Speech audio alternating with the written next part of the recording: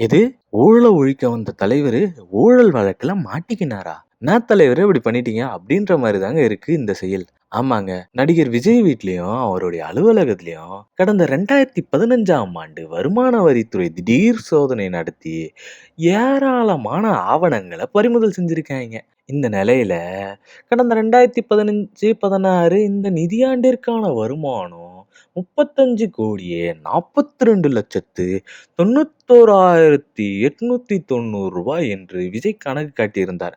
அந்த ஆண்டுக்கான மதிப்பீட்டு நடவடிக்கையை மேற்கொண்ட வருமான வரித்துறை 2015ஆம் ஆண்டு கைப்பற்றிய ஆவணங்களோட ஒப்பிட்டு பார்த்தா, புலி திரைப்படத்திற்காக அவர் பெற்ற 15 கோடிய கணக்கிலேயே காட்டலையாம்பா.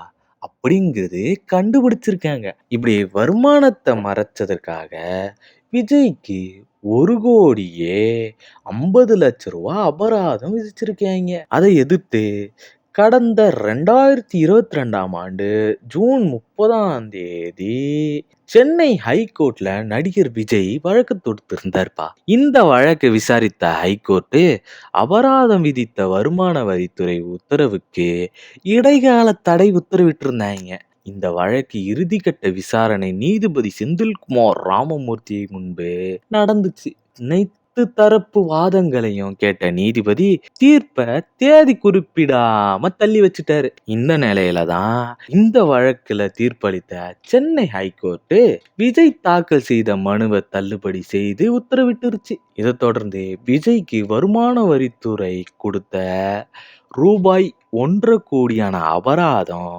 செல்லும் அப்படின்னு சொல்லி சென்னை ஹைகோர்ட் தெரிவிச்சிருக்கு. என்னப்பா இது?